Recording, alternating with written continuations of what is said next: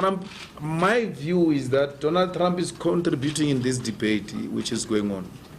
And in the process of contribution, Donald Trump make a similar contribution that were made by white people, all of them, in the hearings, in the public hearings.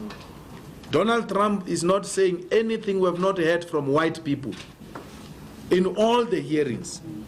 I even commented and said, I'm still to meet a white person who support expropriation of land without compensation. So why are you shocked?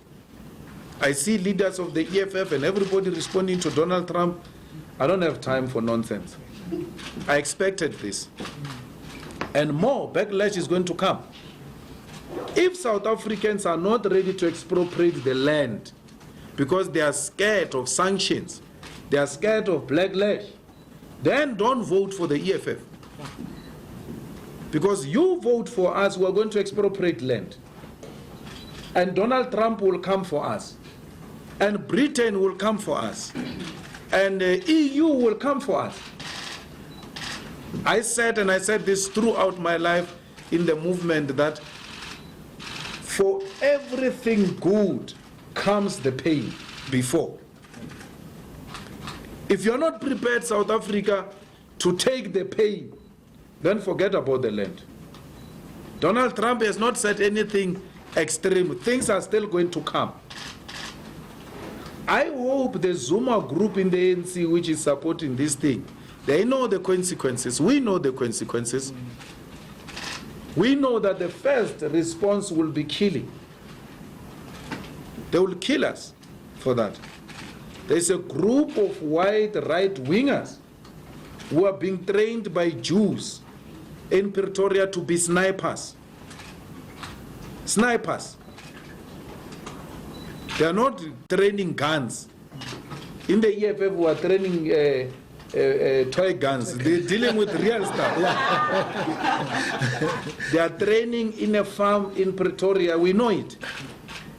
To be snipers.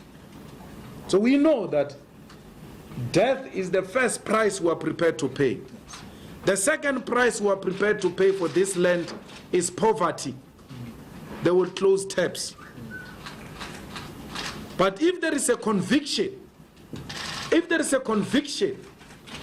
and not sloganeering and public opinions, then we must be prepared for everything. It's a war. We must be prepared for Donald Trump and all of them. We're not scared of them. We remain unshaken. Actually, we are more determined after the Donald Trump tweet to expropriate our land without compensation.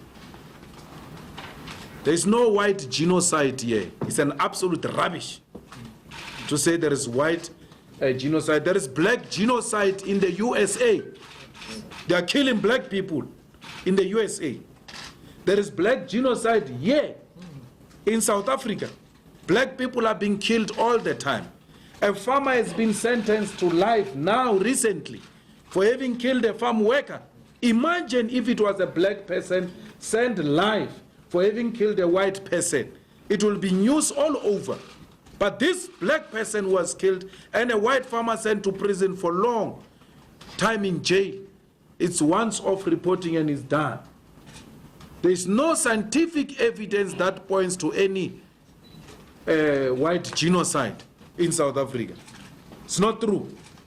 And we're not scared of such things.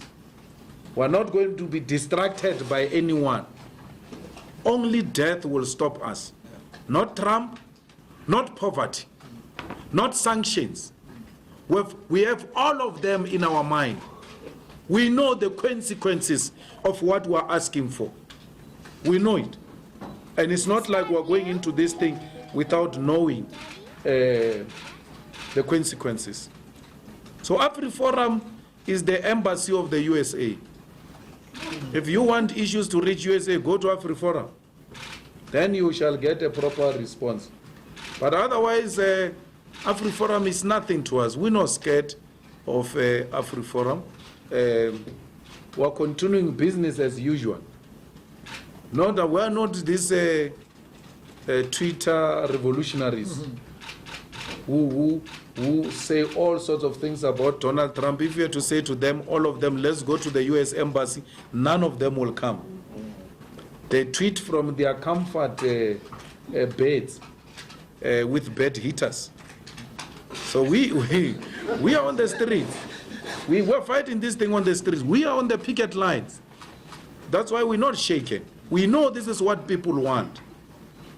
And if there is anyone who's in this thing without knowing the consequences, then you are in the wrong place. Cyril, you could hear the man is in pain to explain these things in Parliament yesterday. He calls me Musima Imani because he's troubled. He can't even think straight. He's in pain. It is the most difficult thing to explain a policy you don't believe in. How do you say you must expropriate land and give people title deeds? Our people, and I will not disagree with them, if they were to have a paper like this called the title deed, they want to eat title deed.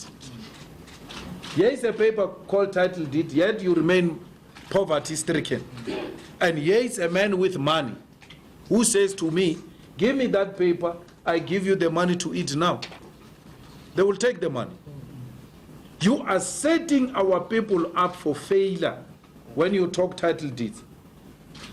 Always in politics, you must ask the question, who's raising this and who stands to benefit from this? They are going to give our people title deeds.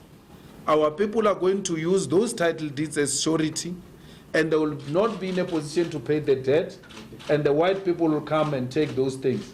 And the story that white people stole the land will disappear, because they will say, no, we took the land rightfully so because they couldn't pay us, they were owing us. So they are going to give you the land and come and buy it from you, close to nothing, because you will not have money, you will need money now. He says the reality is that people who got the houses now and title deeds have not sold the houses. He must go to the RDP houses and go and look for the owners of the RDP houses. Yeah. They are not there. RDP houses are being rented out.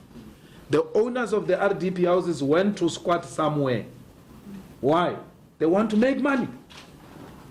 They want to make money.